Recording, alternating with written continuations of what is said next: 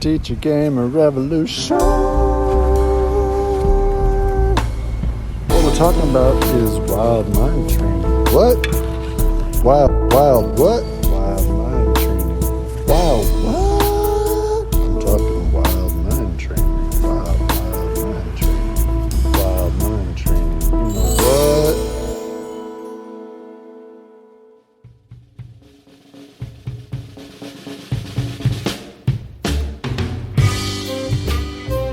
Welcome to the Teacher Gamer Podcast. I am your host, Zach Reznichek.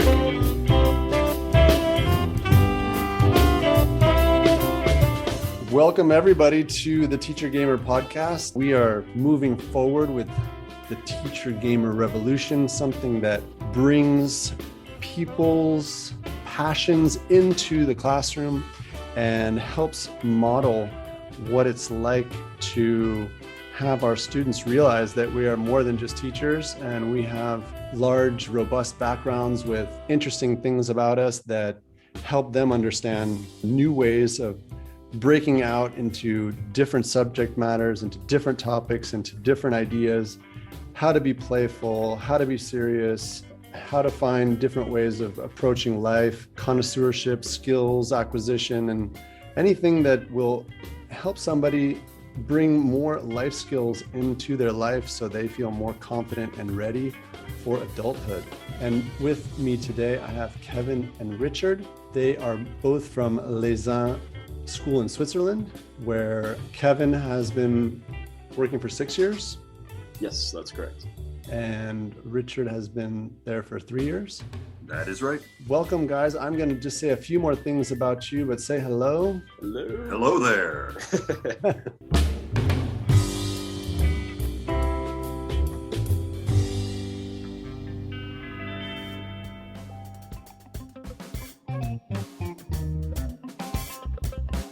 All right, without further ado, let's get into it. So here I have Kevin grew up in Maryland and then went to the suburbs of Washington. Well, I'm from the suburbs of Washington, D.C., and then moved to Florida, and then shortly after that to South Korea, and then to Switzerland, where I am now. And Richard grew up in Canada. Yep, that's where I was born, and then moved all over the place when I was young, Saudi Arabia and Switzerland and Austria, and then back here again. Okay. And then you Richard, you actually went out to Prince Edward Island. Is that right? Yeah, and, that's where you finished your PhD? I finished it in the UK, but then I moved back to Prince Edward Island when I finished that up and worked there for several years. What were you doing between Florida and Leysin, Kevin? I was teaching English in South Korea. I was just there for 2 years, and I really liked it. But after 2 years, it was time for me to go. I wanted to find a place a bit more suitable for me, and that was Leysin. And what do you guys teach at school? Would you like to go first? Oh, you go. So I teach 9th and 10th graders. So for our international community, that's 14-year-olds to 16-year-olds, more or less. So I teach world history, and I also teach a history elective that I call History's Mysteries. And this is generally where we've been doing our history RPGs. And I teach 11th to 12th graders, so roughly 16 to 18, 19 years old, somewhere in there. And I teach them in the International Baccalaureate program. So I do IB Global Politics, and I'm the department head of Theory of Knowledge. So I teach Theory of Knowledge as well, which is a place where I fit a lot of sort of simulation and gameplay into my classes. And so you guys, is that okay? Can we call you guys teacher gamers? Is that Sure. Is that a Absolutely. fair? I am both of those things. Yeah, not offended by that. Nice. And so how did you end up realizing that you both were into RPGs, and what can you give us a little bit of a background of how that all came together? Sure. So you've been playing for a while. You've been playing Dungeons and Dragons for a while. Yeah, since high school, but with a big break in the middle. I played old AD&D, lots of THAC0 and all that good stuff back in the proverbial day, and then took a big break. But I guess it was around 2010, probably when D&D started to become a lot more popular again. A couple of friends of mine said, "Richard, would you think about being in an adventure?" I said, yeah, that sounds great. And so we started up back in Canada. So when I came here, a number of friends had started an RPG group, and I joined, and Kevin was in there already. And that was my first group. So that was about 3 years ago. I think it was after watching Stranger Things, and they had that one episode where they're playing D&D in the basement, and one of my colleagues asked if I wanted to join his group, and I did, and we've been playing pretty much once a week since then, 3 years ago. Wow. Yeah.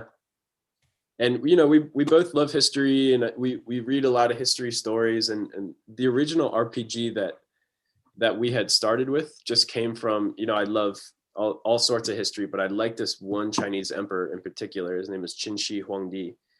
And there's this little Chinese legend that's attached to his ruling called The Dagger in the Map.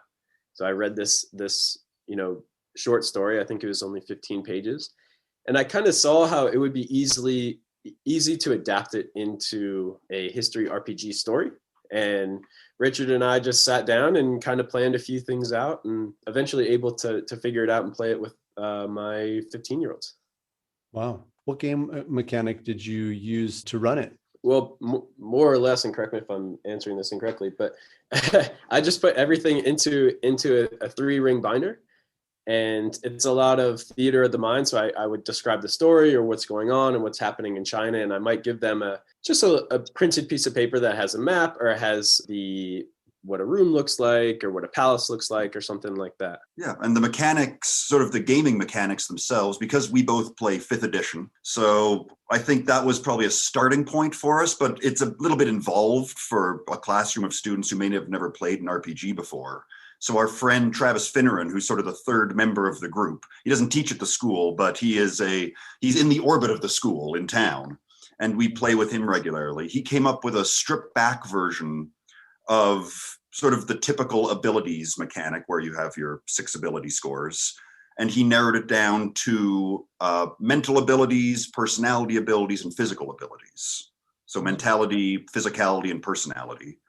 And then we can use that to give students the ability to make their character a little more personal without going into sort of hundreds of pages of game mechanics to get the kids just going. And once they're going, maybe those mechanics will become more sort of complex and more, I don't know, closer to what we're used to in D&D especially. Yeah. So, just to start off, we can't make it too complicated. We want to hook them right away, and then we can kind of slowly make it more and more complicated as they're hooked, as we are now. And how deep are you guys into it now? So we played one story with my 9th and 10th graders. We're building a second story about escaping from Pompeii in the year 79 AD. And we're creating this whole backstory and trying to think about, the professions of the people in Pompeii at this time, some of the gender roles. Is this a heterogeneous society? And we're doing a bunch of research to kind of figure out who are the people that you might find or see, or, in this scenario. We more or less have the storyline down, but, there's a lot of T's to cross and I's to dot, so to speak. And so that's me and Richard and Travis. But my students in this history elective class are actually building their own. And so there's 10 students in that class, 3 of which are Mexican. So they kind of led the charge that it should be something about the Aztecs and Tenochtitlan and Cortés coming to the Americas. And so right now we're on spring break. But so when they come back next week, I've been preparing a bunch of research, and not to mention I love history. So I'm really happy to look into all this stuff and all these different sources, and then give my students the sources. And so far to be fair, these are a group of students who chose to take history as a second history class, right? So this is a history elective. So my students, for the most part, are pretty excited about this idea of creating a history game. So more or less, we're outlining that story right now and trying to make it as historically accurate as possible. Nice. So can I say that you're using D20 mechanics? So we're gonna use a D6 in that simplified format that Travis had created for us. Okay. And it seems to work a bit better with our teenagers who aren't quite fully engaged yet, or trying to simplify it as much as possible so that we can hook them. Yeah, I think the D20 mechanic is great. The nice thing about a D6 mechanic at a school like ours is, although we have lots of D20s, I think it's some in my bag right now, there's tons of D6s around, of course. You can always find a D6. So for thinking forward, if other teachers decide to pick up this sort of template that we're working on, it's a lot easier for them to find D6s than to go to their administrator and ask to buy a bunch of D20s, which may not always go well, depending on the school. That's true. Although, there is that thought of like trying to change what are our new tools or what are the different things. But would you say there's like a general D6 system, or did you ever play the old Star Wars West End Games D6 system? A long time ago. Oh my goodness. So that's when I think D6, I think of that system, but I don't know if it's similar to what you guys are running. Yeah, ours right now really is a homebrew system. It's loosely based on the D20 5th edition system, but with these really stripped back rules. So at the moment, we're not even entirely sure what some of the rules are going to be. It could be that in combat, we fall back into the D20 system because we understand it so much better. Right. But for now, we're trying to keep our options open in that respect. As Kevin said, this is a brand new thing. We've only run one adventure so far. And we're going to have to see sort of how it works going forward. We're going to keep our options way open on that. Yeah, we should be pretty clear. We're creating this, but we're kind of making it up as we go along in a way, seeing what works, seeing what doesn't work. For our students and for ourselves, we do think it is quite important to, sometimes put yourself out there and take risks. How open are your students to the fact that you aren't going with full certainty, but that you're also open to things? Does that make them nervous, or do they like that, or they're? I think if it were an IB class like Richard's teaching, they might be pretty nervous, but because this is a history elective class and grades aren't, I'm not super strict about grades. This is more about a history experience and learning certain skills. So they seem to be okay with it. A lot of times when you're teaching, a big part of that is being confident and, kind of fake it till you make it. So I see what you're saying as far as being vulnerable to the students and saying, listen, I'm trying this. But, for the most part, they've been on board and they've been willing to go along with uncertainty. And now they're in their own phase of uncertainty where they're trying to design the story and design encounters and that kind of stuff. So I think they understand and they're pretty okay with it. Do you feel like, and I feel like I'm already jumping past my questions. I'm going to want to rewind and go back to the questions, but, it just makes me think of how much improvisation and willingness to take things as they come. And I notice with my students that some of them really want to know things. They really want to know, where are we at and what's happening and what is this? And then other ones, they're just going with it and flowing with it and don't care. And I just wonder, school to school and globally and in different regions or in different populations, what if it's all probably homogeneously the same, where you just have different types of kids that all have the same different possible approaches.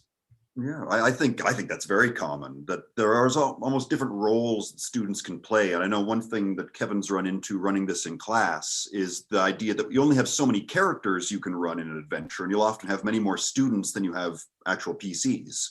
Oh, that's interesting. In that case, he's come up with some really interesting ways of looking into group decision making and how you can have groups make decisions on behalf of a character. And then how you might be able to run those groups in slightly different ways to model even like different political systems is something we've talked about. If you have a purely democratic group versus an authoritarian group, a sort of an oligarchic group, or maybe the player character isn't the decision maker, if you know what I mean, he has to go, or she has to go along with whatever the group decides. So there's a lot of different permutations you can do there that give maybe those more detail-oriented students a really important place in the group decision making.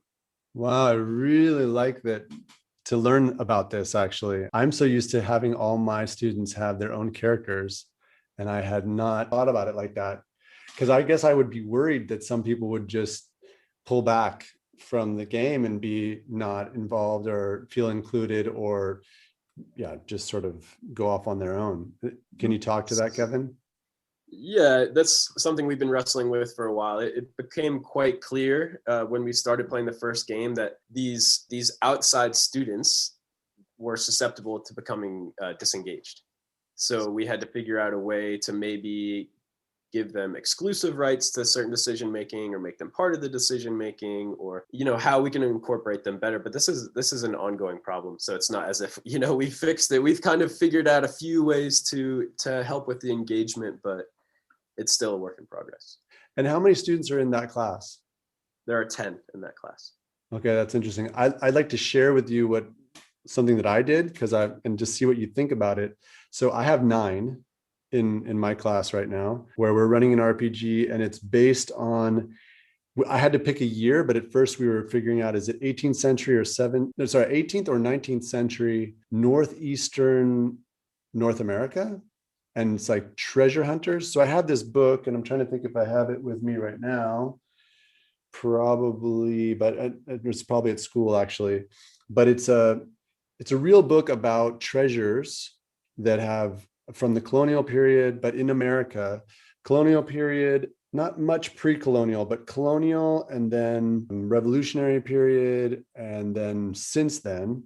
And I think there's about 30 chapters or 30 different treasures that anywhere in North America that went missing, haven't been found yet. Maybe they were found, but no one knows, because of course, if you found a giant trove of gold and you told people about it, you might have to, share it. But anyway, this book was something that I had the kids all read a chapter on, and then I had them, 3 of them, so there's 9 of them, right? So I had 3 of them read one chapter, 3 another, and 3 another. And then those chapters actually that they read from, and the other ones were not allowed to read those chapters, then gave them this background about this historical background about this treasure, about how it was lost.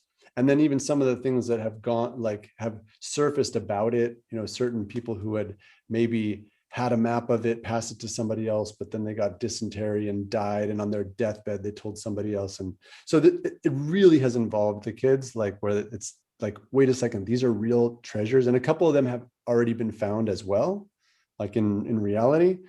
So that also is they go on Google and like, wow, my treasure was found, that thing was found. Or so what I had them do was, each group of 3 are a game master group, right? And so the other 6 then are players, and they each have their own characters that they play, let's say against the game masters, but they play inside that story. But then when that story is finished, those 3 game masters now become players in one of the other 3.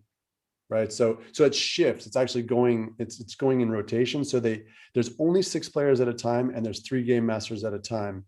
One game master is responsible for the map. One game master is responsible for they're all responsible for it. But in general, there's one map, there's one event person, and then there's one character person. And so they have to generate, about 10 characters each. And anyway, it's really been an unfolding process. Plus, we're coming up with a game mechanic. And I'm going to stop talking about myself, but that's just something that, when I hear about how you have done it, I'm really interested to know, now that you've heard how I'm doing it, are you the game master then, and the kids are all players? Well, so for the game that our students are creating, they basically, we're setting up our story in a 3-act system. Okay. So we're going to divide our students into 3 different acts, and essentially say, this is generally what's going to take place. Here are a bunch of primary and secondary sources. We want you to write the story. We want you to build some encounters. And at the end of your act, this has to happen, because that's the way we connect this act to this act. So they'll design different ones at a time. I don't know if you're familiar with Reddit. Yeah. Reddit has a voting system where if you like a picture or whatever, you can upvote it.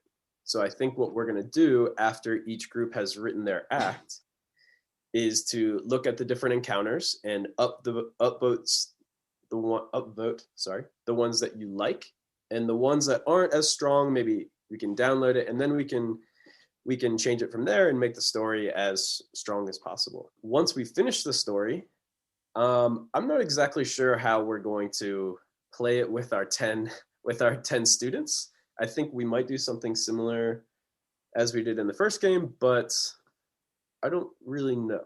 And that's kind of the way we're working. We don't really know, but we're just trying to figure out as we go along and talk to as many people as possible, like yourself, to just collaborate and come up with some good ideas and problem solve and that kind of stuff. Yeah, when you had your students DM, that's interesting. Like, did you give them a pre-made mechanic then? Are you using a D20, I suppose? So again, that would be like, I mean, and I don't mind to share it, but I do want to really get into more with you guys. But what I've been doing with them is coming up with the mechanic. I said to them, well, what are abilities? I started like really from the beginning, like what does a human have the ability to do? Like what are possible abilities?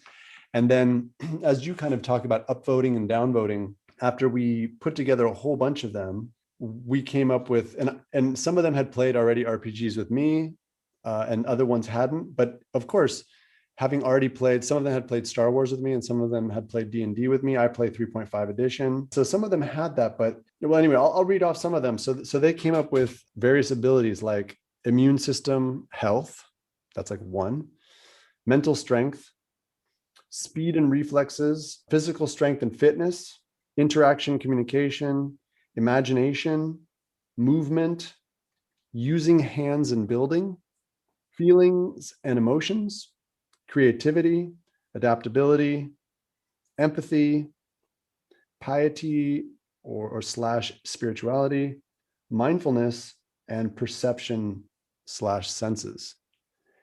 So that was our final list. Right, so they had all these abilities, and I thought of some of the more robust games that I had played, and I thought, well, yeah, maybe what we could do is we could have primary abilities, and then we could have secondary abilities, or even tertiary abilities, or some abilities that you have that kind of build into or are responsible for other ones, or would either detract or benefit from other ones. And what I did actually was I took all those, I put them in a list and then like in bubbles, I cut them out. I gave them all a giant piece of paper. And then I said, here, arrange those in priority. But each student, so it was not like, in groups, it was literally like, what do you think is the most important? What do you think is the most important? And then I said, okay, like they did that. Okay, now glue those in. Okay, glued, they're done. All right, now, and I had at the time said, because they were like, well, what do you mean prioritize? And I said, well, you can do it in a circle, you can do it top down, you could do it sideways. I don't know how you want to do it. If you want, you could think of some of them as worth 20, some of them as worth 10, and some of them as worth 5. Just try to keep it simple. But what I wanted them to do is think about it.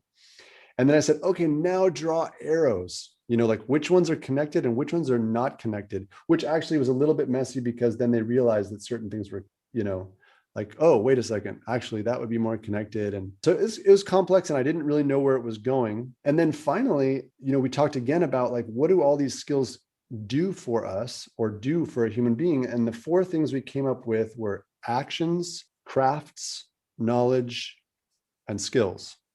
And crafts and skills are kind of similar. And, you can use skills to do actions and whatever, but then I had them, so then what I did is actually gave them more pieces of paper and I had them put that along the larger piece of paper, kind of tape it in and then say, okay, now make it, a quadrant, like which one is more skills related, which one is more knowledge related, crafts, and then draw more arrows. What was so interesting, of course, is that they all did it. And then I had them all pass them around. And then they started looking at like, what is a system, that they're and their own. So then that obviously for me as a teacher was like, this is awesome and amazing and really messy. And now we have to come up with what is the final system. So then then I kind of tried to bring that down and then into something. Then I created a voting, and then eventually it's all voting. And we decided, together, these are the primary skills and these are the secondary skills. And then we started going to character classes and all that stuff. So we really built it from the beginning. And we're using a percentage system because in maths, they're doing percentages. This is 7th grade. So they're doing fractions and percents and stuff like that. So I just decided, let's do D100 system. So 2D10 And then the only other thing that's I don't know if it's unique, but it's very, at least for us, it's quite original or novel, is that we use a picker wheel, like a thing that spins like a wheel of fortune. We have like 40 wheels of fortune that we use as our kind of, we inhabit those lists, or we make lists. We put them in these picker wheel applications online or on smartphone, and you can just copy paste them in. And it's beautiful how, like, you can take a list of 585 different archaic jobs that we found this huge list, and then we have a picker wheel with 585 different jobs, and you can like click it and go, this was your job for a year or whatever, and it just so it's been fascinating, the whole process. And we're literally in the middle of we're just getting going. Like this week coming up, we've been on the make of this for about 3 months. What's the name of your class? Well, the name of that class is, part of it's English and part of it's what's called IMYC, International, help me out guys, International, is it middle school? NYC, middle years curriculum. That's it. So what the rest of the team is doing as teachers is they're doing, like, last term was risk. So I was like, okay, I got risk, I'm doing risk, and I'm working with risk like that. And I'm not doing the IMYC thing, and everybody's okay with that because they're all doing the IMYC. And we all kind of take different parts. And I just say RPG is going to cover risk. And then what was our other one? Oh, consequence. Actually, so we did, like, we put two of them together, like consequence and risk. I'm like, boom, done, and so I was able to put that into my IMYC and then also into my English, and I had them doing all the creative writing of their characters, their backgrounds. It's not history, but for me it was just them reading, interpreting, and drawing a lot of maps. I made them draw maps of the chapters they read because it didn't come with any maps. So I was like, okay, go into, and then they realized, like, yeah, but things aren't called the same thing now. And I was like, yep, that's part of figuring that out, So interesting. That's yeah. As far as the creative writing, at the end of our first story, at least, I'm not sure how often we'll be doing this. We left it at kind of a cliffhanger, and their last assignment, because we're working on historical fictions, was to write the ending of their story. And so they could kind of write it the way that they saw it, or maybe that was a bit less stressful for them or something, because a lot of the history RPGs that we're getting into are, quite violent, right? And that's just history is often. So I think for those students who don't really like that as much, they can write maybe a nicer end to the story or whatever, whereas this other group of students can write it as they see it, or as, the way it interests them. And the point about sort of mixing this with English is great, because one of the ideas that first got me excited when Kevin brought it up, because it's really Kevin's brainchild here, was the idea of narratives. It's something that I'm a history guy sort of by training, so I love historical narratives. But teaching theory of knowledge, one thing that we talk a lot about is how history and the arts generate these narratives and how narratives operate in society. And I thought it was a great opportunity for students to really engage with that idea that history isn't just a plain set of facts. It's how you take those historical facts and weave them together into a story. And the power of history is really in those stories, not in the facts. And that was just something very exciting to me at the time. Yeah. Partly thinking that my TOK students would have a much easier time understanding narratives if they got from him first. and also, when you're seeing these different cultures, it kind of humanizes history in a way. If you have to put yourself in the shoes of this servant or of this, warrior or whatever, I think with our students, it does bring about a bit of empathy for this historical situation or whatever the case may be. Love it. I love it. And, I want to kind of like collect all these different skills. I'm just going to ask you, and it's really not about a plug of it, but did I send you, or have you seen anything related to my book about the Teacher Gamer Handbook? I have not. No. Okay. So that's totally fine. I just came up with these life skills that I'm teaching inside the book. And so when you say empathy, of course, that's one of them. And I was just trying to think of some different ones. That's why I asked you earlier when you were preparing, what are the life skills you teach? Because I'm really interested to see, how many of these things happen, just across the board, or what people come up with, or what are the things that happen. I mean, creative writing is another one, narrative, perspective. And these are all So one of the reasons why we love history RPGs so much, for one, is that it targets critical thinking.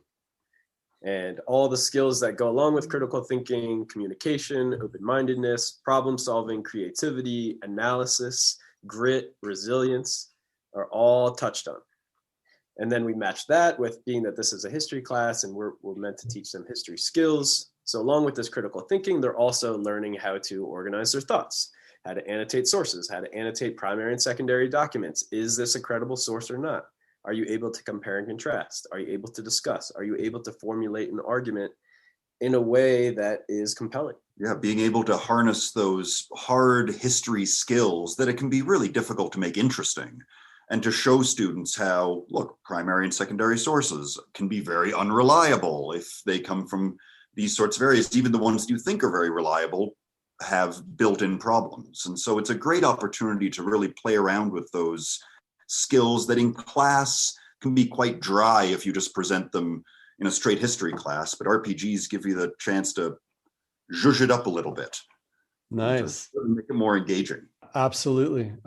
I mean, this is, I'm really thrilled that this is what, this is what we're talking about, because I don't know if that's the same experience that you had, Richard, but as a youth, and I started playing in fifth grade, and, of course, I was frustrated with school, but we all have frustrations with school. And I'm thinking, why can't we just be playing games? And I feel like that I kind of moved on, and maybe like you, I had kind of a gap in there, and then came back to games. I didn't go that far, but I came back, and then I started thinking, maybe there really is a way to get this into school, and maybe it's just sort of part of the game or part of the puzzle, and maybe it's time, maybe there's a way to do this. And it sounds like, and you can confirm that for us. I actually have two questions.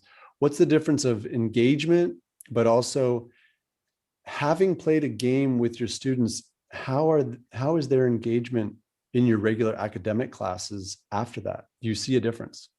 Yeah, I think if you do have a successful game with the students, they've bought into you and they've bought into your class, and they trust that what you're going to give to them, generally speaking, is going to be worthwhile. It's going to be interesting. It's going to make them want to come to class.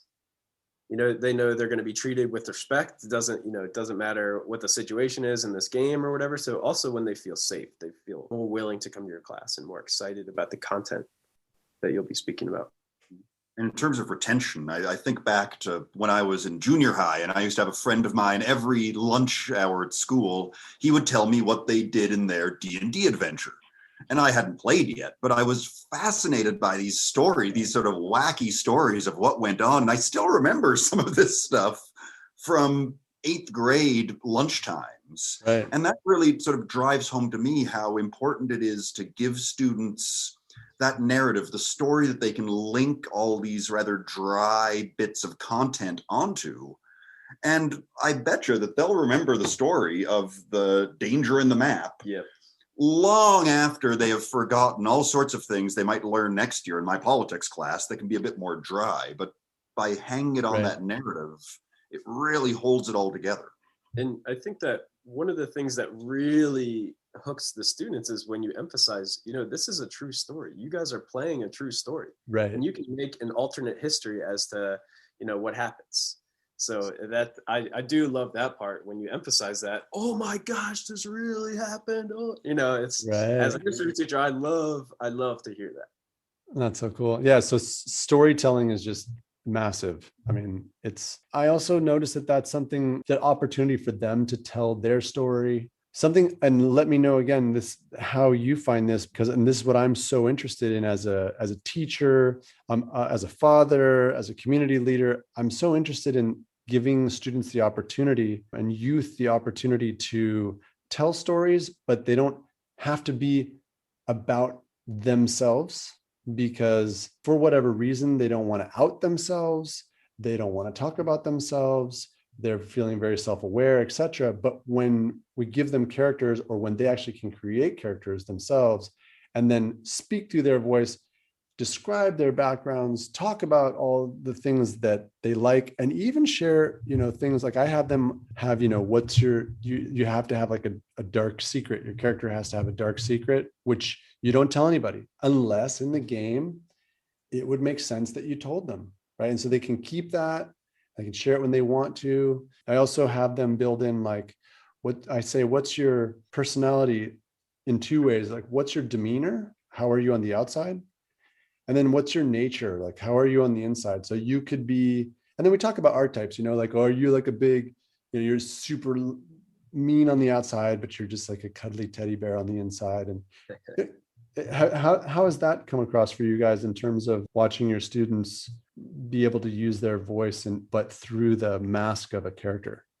Yeah, well, it's interesting because I'm a compulsive character player. I'm not a DM by any means. I don't tend to run games. I tend to play in games, and I love the process of character creation because it does let you express parts of yourself that you often, if you do express them in real life, it's either very bluntly by saying I don't like that or I do like that, and there isn't a lot of chance to explore it. So I think that playing RPGs in general gives you a great chance to explore yourself and your own flaws and occasionally a virtue, I suppose.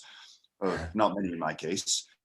But in the games, it's tricky for me because teaching in the IB diploma program, we're so content oriented that there isn't a lot of time in our curriculum to really get into a lot of role playing. So what I tend to use are very short simulations, things where we might talk about the prisoner's dilemma. There's an idea in game theory about how pairs interact with each other under different circumstances. So for a day, my students suddenly become criminals that are conspiring to carry out some nefarious deed, and they're caught, and they have to figure out by playing a character what they will do. But the interesting thing always is that they end up being themselves, regardless almost of how many sort of little fences I put around them and say, okay, now try to sort of be like this. They always end up discovering a lot about themselves and about each other. And I, of course, learn a lot about my students in that process. Right.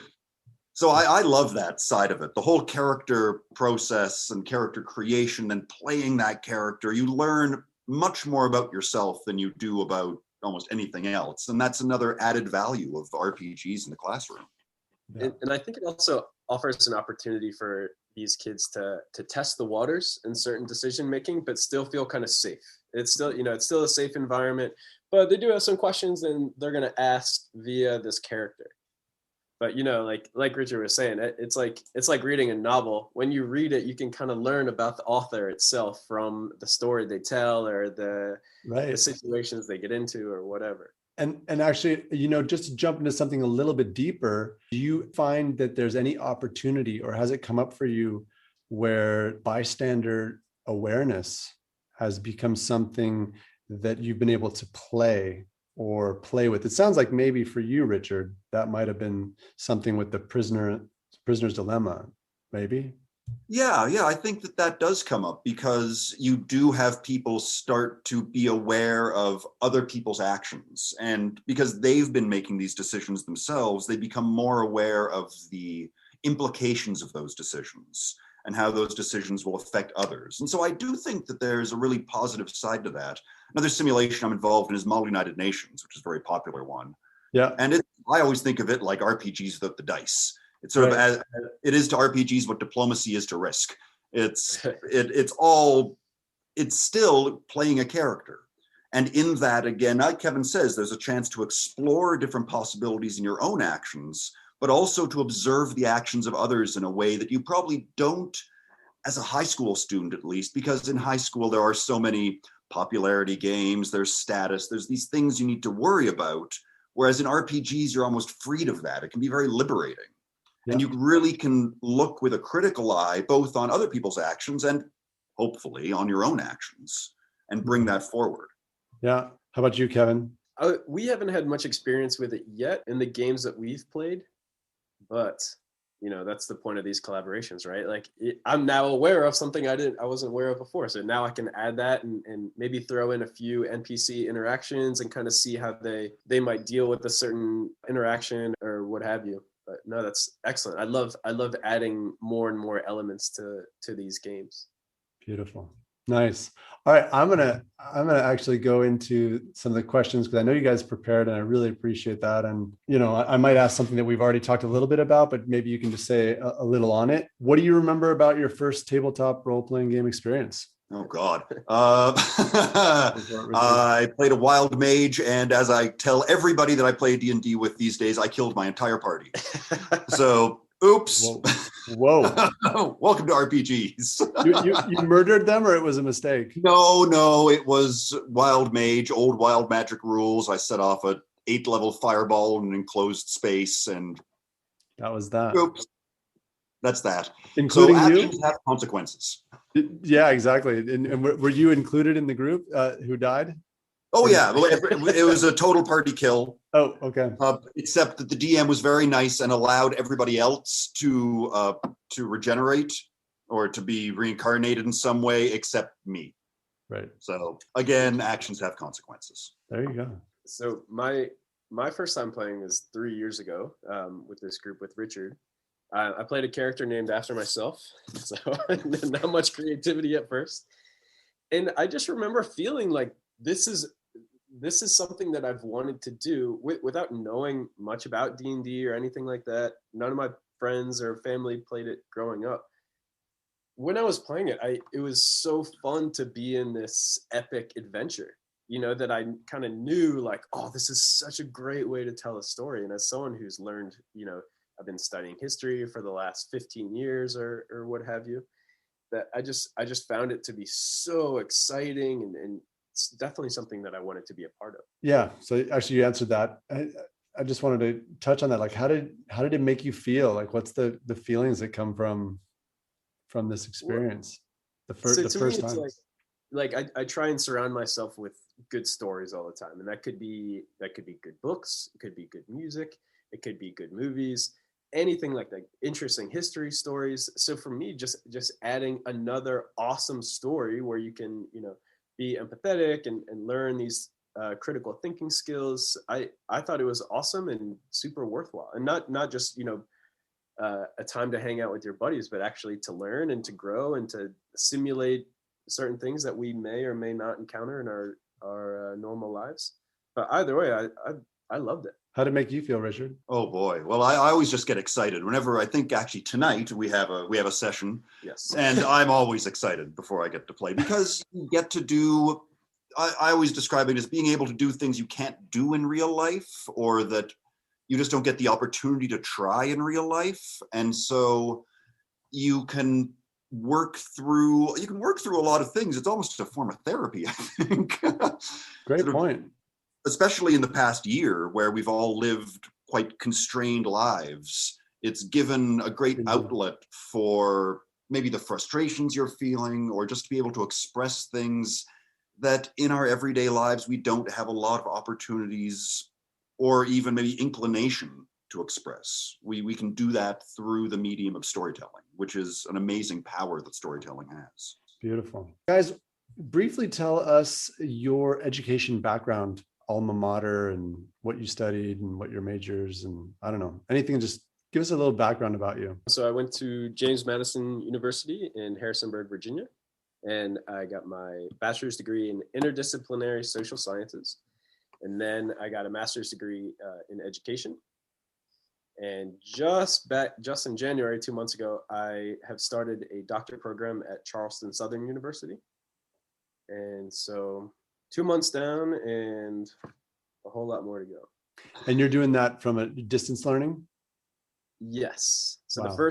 It's not a distance learning program, but because of COVID, I'm allowed to do the first half distance. And then for the second half, I will move to Charleston, South Carolina, where my family lives, and I'll finish the course there. Right on. And I did my undergraduate at Queen's University in Canada in history, with Russian Revolutionary history is my favorite, and did that, and then went on and sort of realized that sometimes history is a bit of a tricky thing to get a job in. So did a master's in international relations in the UK at the London School of Economics, and was there, and then taught for many years. And after many years of teaching, said, you know what, I want to be a student again. So went back to LSE, back to the UK, and did my PhD there in international relations as well. And then back into the teaching game after that.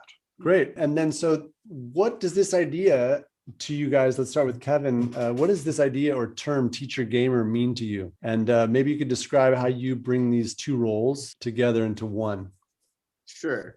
So, part of my job as a teacher is to help students acquire certain skills that are hopefully transferable and that are going to help them in the near future, right? So my teacher side is helping them, acquire these skills and telling a good story. And as far as the gamer, aspect of it, I want my students to be intrinsically motivated to come to class, to be a part of this group. So it's another job of mine as a teacher gamer is to, create this game in such a way that it does have hooks, like a lesson would have hooks. It does have skills that they need. It does have, something compelling that's going to keep them interested. So I don't know. It's kind of a hard question to answer, I guess, but I don't know. There's a lot of variables to it. I haven't quite figured it out yet. We're still new at this thing. Yeah, thanks for trying. I mean, I didn't prepare that answer. That's okay, but for me too, and like for me, it can be really broad and it can be really specific. So thanks. And what about you, Richard? Yeah, I guess it's just where those two words come together, because it's, again, the teacher part is so much about skills and content and getting all of that across. And the games, I think, provide a structure in which you can help pass on those skills and content. Again, the nice thing about games is they have rules, they have systems, they have mechanics that work. And so it gives me, especially because of what I teach in politics, in the politics side, it gives me a great opportunity to talk about how rules, how the roles that we play in different groups play out, not just in a game, but in politics, in the real world. And so I think there's a lot of great crossover there that lets you link together the different parts of being a teacher, because sometimes the skills component, the content component can get a little separated.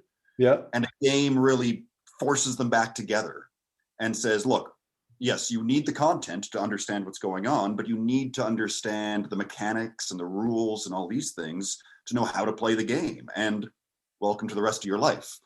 You're going to need to understand the rules that are in the society that you're part of, but also the content of the issues facing that society. And then how do you bring those two things together? So I see a lot of possibility in being a teacher gamer in terms of both politics and theory of knowledge.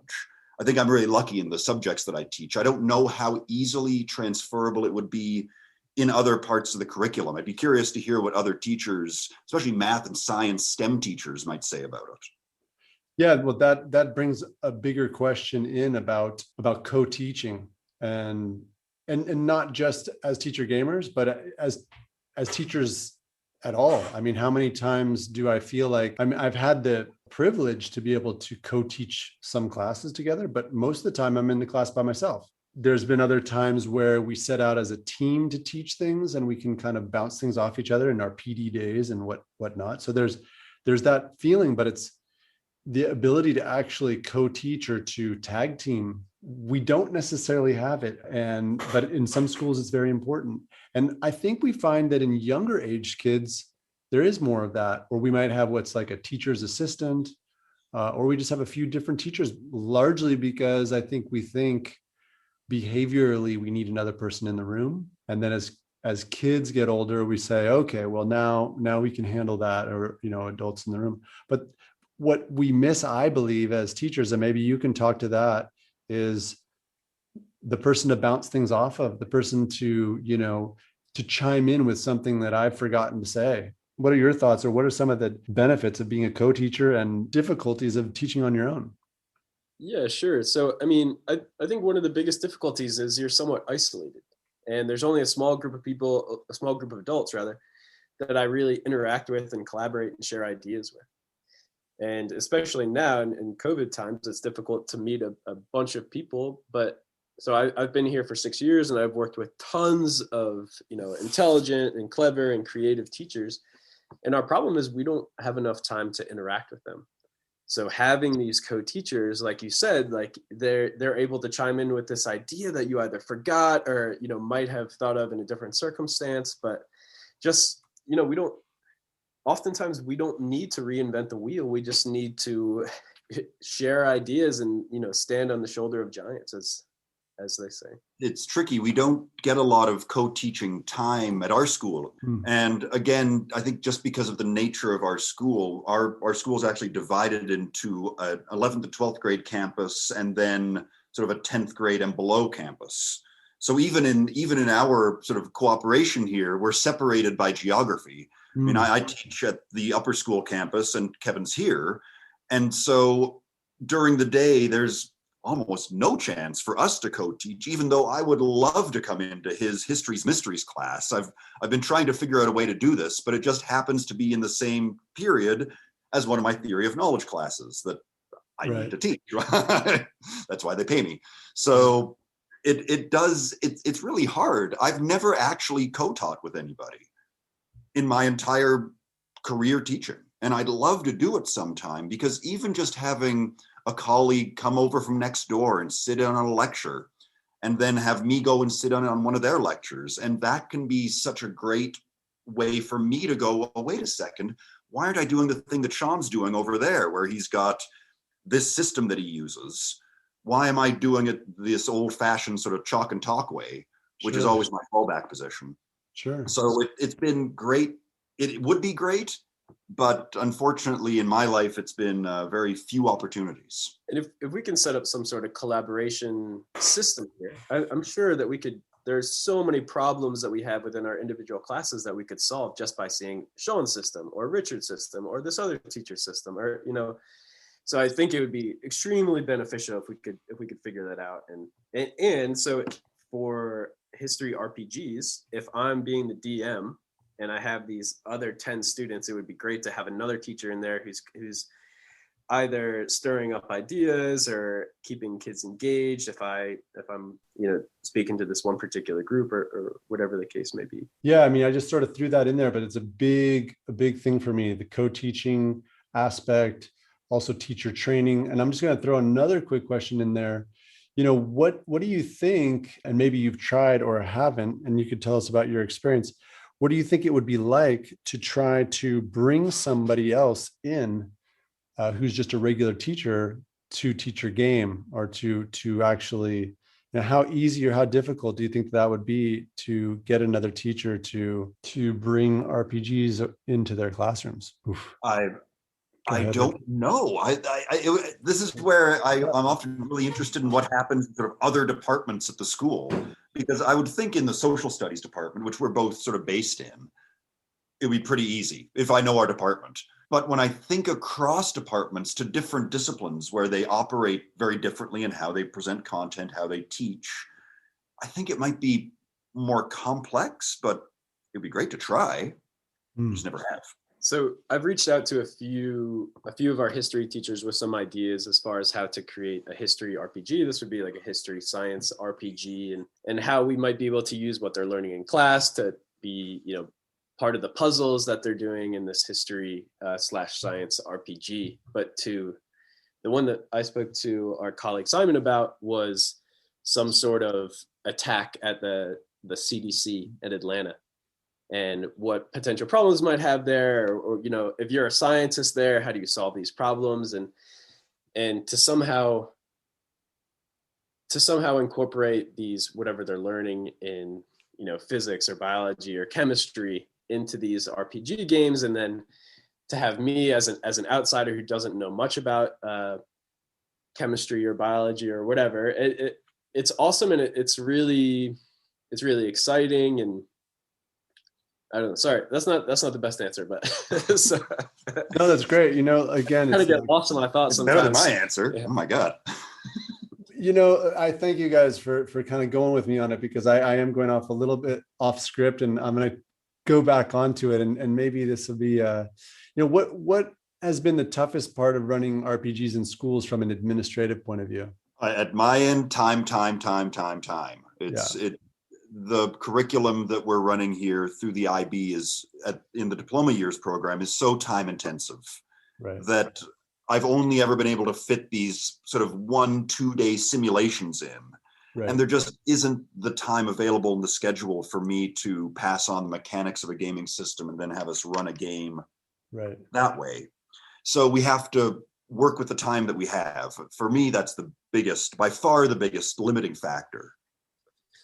For me, since I'm on the lower campus, we have a bit more time. And because I'm teaching through my history elective, we don't really have much problems, especially since I sold this idea as a way to target critical thinking, which seems to be kind of difficult to target in schools. Really? Great move. So my direct supervisor was very excited about it, and including Paul Magnuson was very excited about it as well. I've had tons of support down here.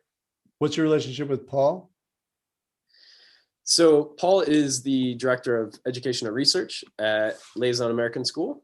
Okay. And he has been, I would say he's my unofficial mentor. I very much appreciate Paul's views and his attitude towards education. And I often seek out his advice when I'm trying to incorporate something new, like this history RPG.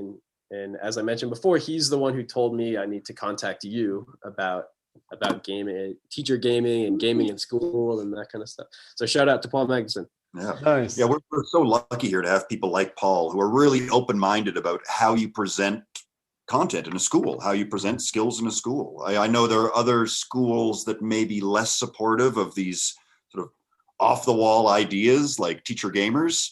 Mm-hmm. But here at LAS, we've been really lucky that everybody from the deans on down have been pretty much fully behind us. Absolutely. Yeah. Nice. Well, you've talked about this a little bit, but I'm just going to ask you more specifically, what is your long-term layout of an RPG in school? Like you told me that it was in 3 parts, Kevin. And then how long does it last in school semester? And how often do you play weekly? Well, we just started playing, we finished our first game in January. Richard and I finished designing the first game in January. And at our school, we have our winter schedule is kind of unique because our students ski or snowboard 2 times a week. So that means we'll have a half day on Tuesdays and Thursdays and they'll go, which kind of messes up our teaching schedule. But basically the way it worked out for this first game was I gave them some information, some historically accurate information to kind of prep the situation. Yeah. And then I would test them through things like Kahoot and then we would play. And we would play until the end of the act, and that might take 1 or 2 classes. And in the beginning of the next act, I give them more material, more historically accurate material that's likely to help them along their journey. So for example, in the first story, The Dagger and the Map, I had them learn about legalism and Confucianism and Taoism. And, during the story, they came across this Confucian church and they have to interact with one of the head priests. And they had to have some sort of knowledge of the information. And if they didn't, then they wouldn't get that thing in the story that helps them. So usually a game I think would take, if we were to play it every single day, it might take 8 classes. But because I want them to learn these skills, it will take maybe double that. How long is a class? An hour? 45 minutes. 40. Okay. And do you feel like in 45 minutes, you're able to get people in and get it going and turn it? Or do you feel like it just runs out of time super fast? It definitely runs out of time super fast. But if we've left on a cliffhanger, you can see that intrinsic motivation of, these students are showing up early for class and they're excited and they go right to their seats. So, okay. But if we were to start maybe for the beginning of Act 2, they have less intrinsic motivation, I guess, depending on what the cliffhanger was or whatever. But 45, it's kind of complicated because we have these 45 minutes for class. And then I also have the student attention span that I'm working with as well. So there are times where it just flies by because it's super engaging, or we have these battles or whatever. And then there's time where it's not as exciting and it's not the clock that I'm battling, but it's their attention span that I'm really trying to, help out or hook or whatever you engage. Like yeah.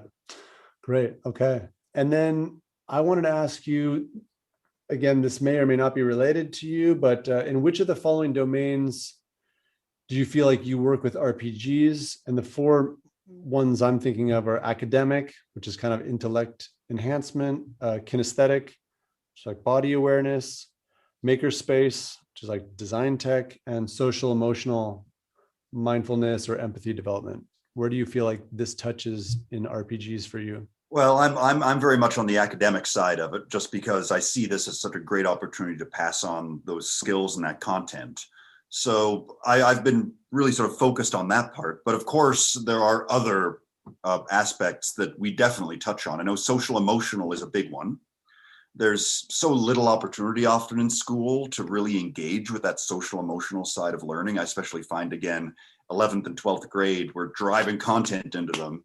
So there's not a lot of chance to step back.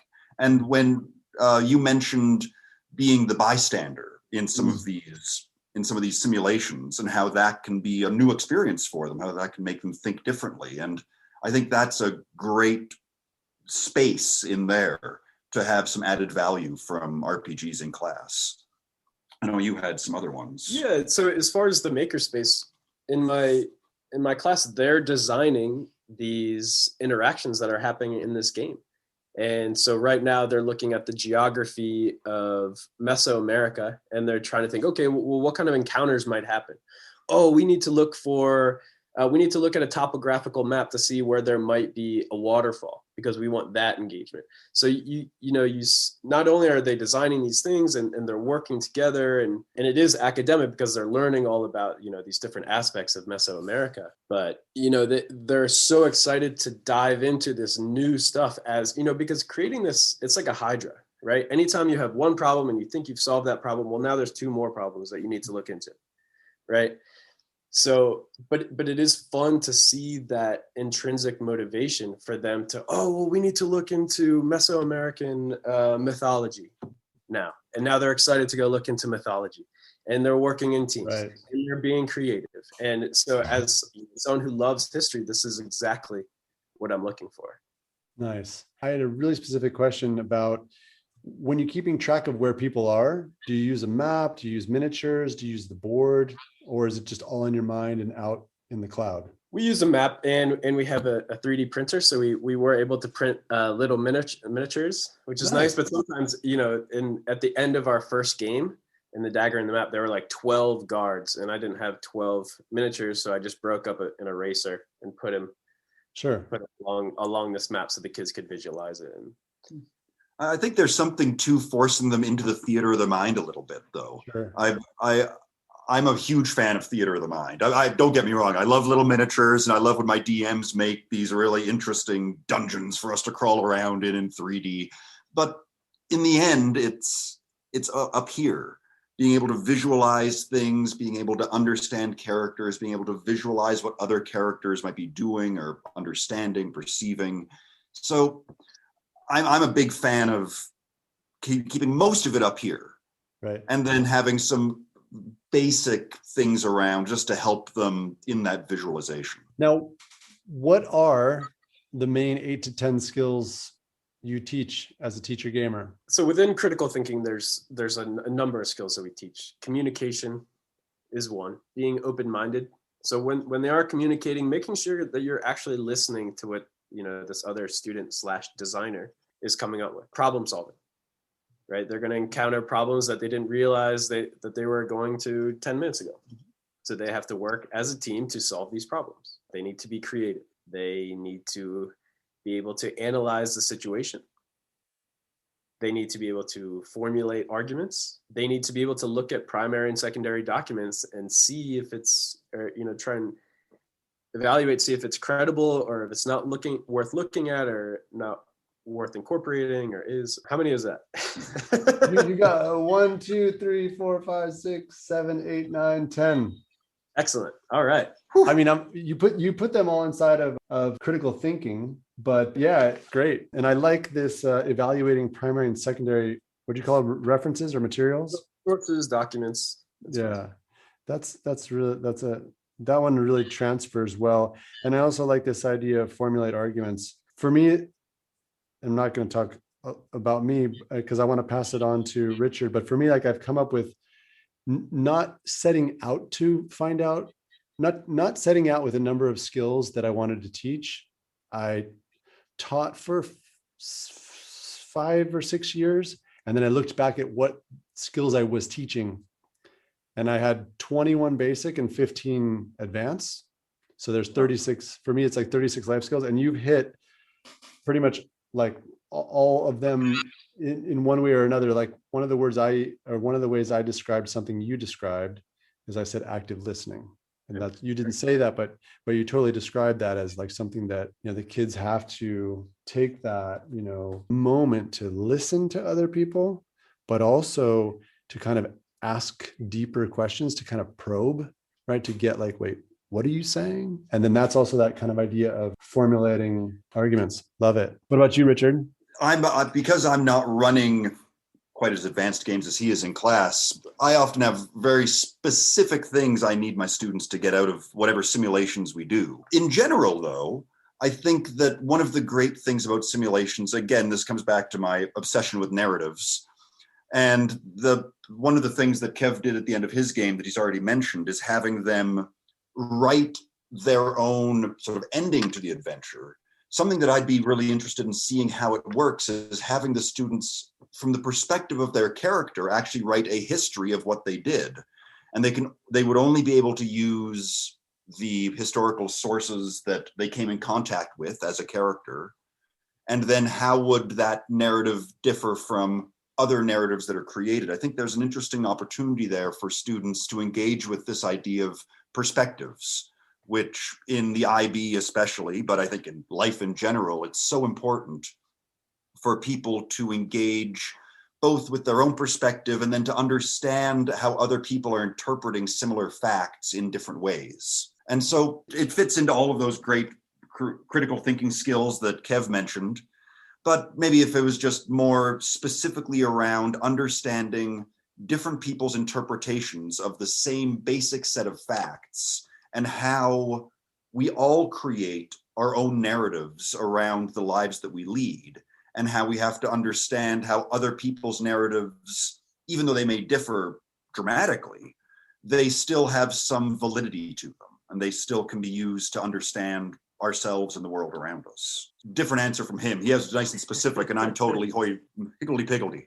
No, but really, I mean, this is so much of what, largely I felt like when I started doing this myself, I was really alone. And although I could bounce things off of people, as probably similar to your situation, I was just going alone.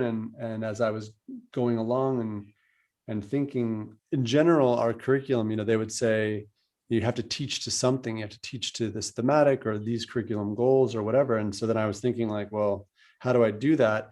And if it was in middle school, it'd be bigger, it'd say like, communication or empathy, there respect, or whatever it was. But then as you go into high school, it becomes more and more specific and more intense. But it's super fascinating to hear from both of you completely. It's again, like, what are the skill sets we're teaching to? And on that level, along that line, I have two questions. So the first one says, what could you not avoid learning by playing RPGs, even if you tried? Well, we were talking about this yesterday when we were prepping a little bit. And the first thing that popped to mind goes right back to the story of my first adventure where actions have consequences. Yeah.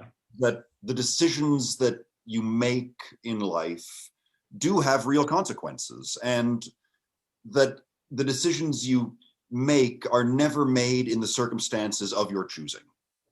So even though we have free will, we have the ability to make these decisions, we make decisions in a specific context, and we need to be very aware of not just our preferences and what we want to do, but also of the world, of the worlds we live in, of the contexts we live in. So I think that's a really interesting dynamic that RPGs really highlight, the free will versus determinism and how they fit together. So I was thinking two of them, one of which is more a historical perspective, I guess, that just life was really cheap. And because life expectancy, maybe 2,000 years ago was around 25 or 30, it was a part of people's everyday life. And it, not to say it wasn't a big deal, but for us, if someone dies at 70, that's a tragedy. Whereas if we're talking about the story that was 2,000 years ago, that was just life. So I think for my students, that's kind of an interesting realization. And the second one is the Mike Tyson quote, which is, everyone has a plan until they get punched in the mouth. So it kind of highlights this idea that, you have to have strong problem solving skills, because you're going to go into this with a plan. It's likely to change pretty quickly. And then you have to be on your toes. You have to be willing to, do all these communication, creativity, problem solving things quickly. Nice. Totally. I couldn't agree more. These are things a little bit like I like to take my students, and took my sons out as well, to paintball, because when you get shot in paintball, and especially when you get shot by somebody you didn't see, and you just realize, like, wow, the mortality, the actual reality of one thing is if you get to have a fair fight, or if you get to see what's happening and you really lose because you just weren't as skilled, or the person bested you. And also, as you say, if you're a wizard and you didn't calculate your blast radius properly, it was the dice. I blame the dice. Right? It's the dice. So at what age do you feel that children can be introduced to tabletop role-playing games most effectively, and why? I'm not quite sure yet. So I have a little niece who's 3.5, so she's too young, but I'm definitely like chomping at the bit trying to get my brother, her dad, to start as soon as possible so we can do our first, haunted house RPG or whatever. I would imagine that it would be at around age 7 or 8. You could start to, putting them in these simulation situations. And I'm not sure if RPGing is about playing a character in a story, in a world. I guess you just have to be able to hold those things in your head. And I know some pretty smart kids, so I think they might be able to do it a lot earlier than I would suspect, and certainly than I started. But that's way above my pay grade. I have no idea what age they could start. You're a father, so maybe you'd have a better idea of when your kids have been able to start. Yeah, and definitely playing with younger kids, and I've watched that line. I dip down maybe into 8 or 9 if the kid is really sharp and been reading a lot, but otherwise I go 10 plus. It also depends. It has a cognitive thing too. Girls are usually a little bit more advanced, but even that, it really comes down to what's the age level of kind of inside joke level. Because the inside jokes of a 12-year-old and the inside jokes of a 10-year-old, even a 9-year-old and an 8-year-old, these are really different levels. And that's a lot of where their sense of humor is really connected to personality and what they talk about and how they interact. So if it's too different in age, there's some people that's not able to go the full distance. I was thinking about my niece again, and just like, how old she's pretty sharp. So my brother's an attorney, and he's really smart, and she's very much like him. I was just kind of picturing what the first RPG game might be with her, and I would love to DM it, but that'll be years in the future, I'm sure. Courtroom drama. Yeah, I'm also thinking about, like, I introduce kids to D&D 3.5 edition, which is probably one of the most complicated, RPGs out there. So that's also my perspective. And I think there's a lot easier things that you can start at younger age. And I know that there are. So I want to jump into, let's see, do you have any special house rules or strategies you could share with us that you feel helps keep learners focused and enthusiastic? For me, a lot of them are similar to classroom rules, like respect for everyone. So, that goes along with that social emotional health or skills that we were talking about earlier. And I just want to make sure that everyone in this class feels like they are part of the group. And you can't, there's going to be situations where the characters argue or disagree, and that's fine. But that is a skill they need to learn. They need to learn how to disagree with one another in a respectful way. So respect for everyone is probably my number one house rule. Nice. For me, it's being able to explain yourself. So you can, because I'm dealing with 11th and 12th graders, I don't want to make anything totally out of bounds to them. But if they want to make a claim of any kind, if they want to answer a question or answer a simulation in a specific way, they need to be ready to dig down into their own motivations, their own reasons for doing that, and to do that really honestly. And that can be tricky. because they are doing this in front of a room full of their peers, and that can require a lot of vulnerability on the part of the student. So yeah, it's an interesting question. What life lessons do you feel children can learn from playing tabletop RPGs? Well, the first big one for me would be cooperation. That classic question of, are you going to win D&D tonight? It's sort of, that always takes me aback a little bit. And I think that's one of the great things about role-playing games, is that even when you're in, I don't know, if you're in a evil party of all chaotic evil characters, you need to cooperate at some level to do anything. Otherwise, It's just a melee combat the whole time, which maybe would be fun, but not quite up my alley. So that whole idea of cooperation and the need to think about others, to be mindful of your context and the people around you, the circumstances around you. I think that's one of the most powerful things for me when it comes to RPGs. One thing that I hope that I'm teaching through RPGs is resilience and grit. It's inevitable in these stories that they're going to get into situations or scenarios where it's difficult, and they might feel like they won't prevail, or it's unfair or whatever. But to have them continue and work through this difficult situation, I think, is an excellent life lesson for our students. The costs of failure are relatively low. I mean, there are, of course, there's the social aspects with fellow students and all of that, but they can try things, and if they fail, we just run it again and see what happens this time. And so there is that great, it's sort of a laboratory, and because I have to teach ethics a lot, it's a great lab in which students can explore different ethical decisions they may make and how those could play out. Yeah, ethics is a big thing for me too. I think we have probably similar backgrounds. Some of the things that, the way you're talking about things, and because I've been teaching a lot of 11th, 12th grade as well. I teach a series of philosophy classes and comparative lit. Kept you guys a long time here. Thank you so much for being. We're on spring break. So. Exactly. I have to go, I have to go axe throwing with my son pretty soon. So, ooh, nice. Right? I know. So it's my only time crunch is the fact that I have to go axe throwing, but you could have worse problems for sure. Right.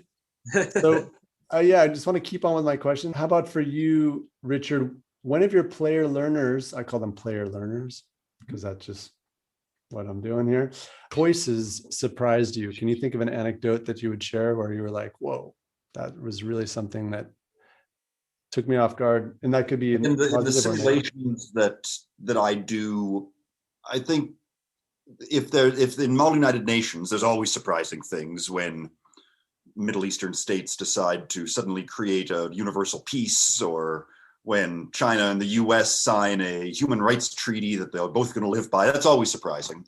But I think more so for me, the most surprising things are when students, despite all of their protestations that they want to do things differently, they want to think for themselves, when in these simulations, they fall into the classical actions that people take in these simulations, cooperation and conflict, where they start to react to the situations I've created for them in a very predictable way. Because often the students themselves think, no, I'm acting as an individual. But because they're reacting reasonably predictably to a set of conditions I've created, that opens up a lot of conversations we can have about the fact that in life, we do have to react to the conditions around us. And it's not just, I am an atomistic individual who can do what they want, that we do have to tackle these difficult questions of how do I live in the world that I live in? I can't change the world automatically, so I have to learn to live within it. My example is a bit more specific. So in the first story that we had in our class, it's called The Dagger and the Map. And it's this old Chinese legend about trying to overthrow this king, and they hide this dagger in this map, and then it's revealed at the end of the story. But I had asked them to recreate the weapon in the map. So instead of just putting a dagger in there, I want you to hide something in there. And I want you guys to work as a team to come up with some ways in which to put, these different weapons in the map. And the things that they designed were really cool, and I hadn't thought of. And so they had put, the handles were actually swords. and they wanted to add poison to the tip of the sword. So they added cork inside the map, and then the cork was supposed to keep the poison from leaking out. They had drawn a blueprint of it. They had explained it to me. They had worked in teams to come up with this better weapon. And it was really cool and really fun. And in the story, it was really effective as well. Nice. Beautiful. Love it. What's the most challenging thing you faced with learners while teaching RPGs? I'll go first. Well, so as mentioned before, I work with students age 14 to 16. And oftentimes with a group of 10 students in this history RPG, I would say I consistently have 7.5 of them engaged, really interested. And then for the other 2.5 students, they might not be as engaged, or they want to be on their phone or something like that. So to try and troubleshoot that, to get those other 2.5 students involved, or how could we use it? And they're clever students as well, but for whatever reason, it may be difficult to get them to be engaged. So just trying to figure out what I can do with them, so they're, one, not distracting other students, and two, they're building their own skill set. So we're still working with that problem. Yeah, the biggest issue would probably be similar to Kevin, buy-in. That you need to get the students to suspend their disbelief and to accept the simulation as reality for the time being. And that takes a little bit of doing. Often I try to present them with maybe a few different arguments that have been made over the years about why sort of these theoretical simulations are important. I've tried to go about it that way. I've tried just to drop them into the middle of it and see what they do without any prep. I'm still trying to find the best way to overcome that, honestly. Maybe when I do it, I'll tell Kevin and he can write a book about it. Yeah, we need to collaborate about it for sure. Yeah, I look forward to hearing that too. And what advice do you have for up and coming teacher gamers? So we had spoken about this yesterday, and our conclusion, I think, was that you should start small little simulations to see how the students react and what are the most engaging aspects of these simulations and what aren't, and then try and build up from there and build up their ability to stay within this scenario. I think that starting small thing is really important. And something you mentioned yesterday was the importance of being aware of who your students are as well, that some students are going to be much better suited to this sort of lesson plan than others. And so being aware of who's in your class and what you'll be able to productively accomplish with that group of human beings, because human beings are funny beasts. For some reason, we're not all identical. I don't know why. And, as teachers know, each class is going to have its own personality.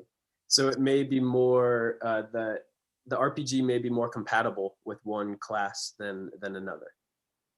Right. It's kind of up to the teacher to figure out, is this class able to handle this or not? You can't be afraid to fail with these things. So there's always something productive that you can get out of it. Even if I've had simulations before just go off the rails. And even from that, though, you can get productive elements out of that. You just have to be open with the students.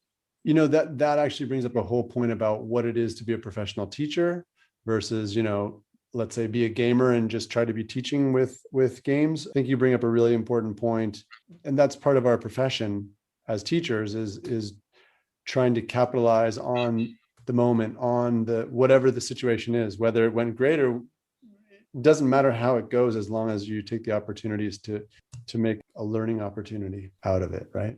If you hadn't already said it already, what new things are you going to try in the future with RPGs? Well, right now, this is the first time that we're building an RPG in the class. So I'm sure there's going to be tons of errors that we run into along the way, but that's good. I want these students to kind of poke holes in the way we're building these games so that we can build them stronger and better and more engaging and more interesting.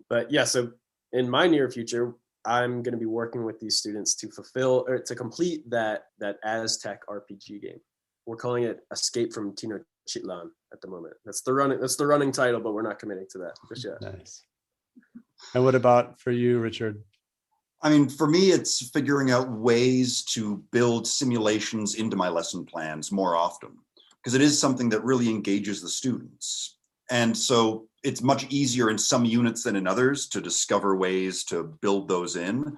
So my goal over the next year or 2 years is just to find more places in my curriculum where I can insert these simulations and then have really productive conversations about them that help us both tick off sort of the content and the skills goals on the curriculum, but also achieve sort of the wider goals of RPGs in terms of empathy, the social and emotional contact, those sorts of questions.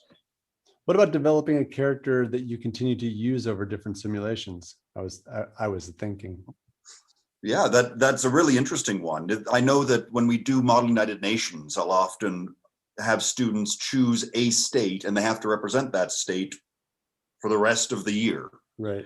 And so that's the same sort of idea. They can, over time, their interpretation of that character, so to speak, becomes more and more advanced. Right. And they can make better decisions, or at least more considered decisions about what they're going to do, what their preferences are, what they don't want to happen.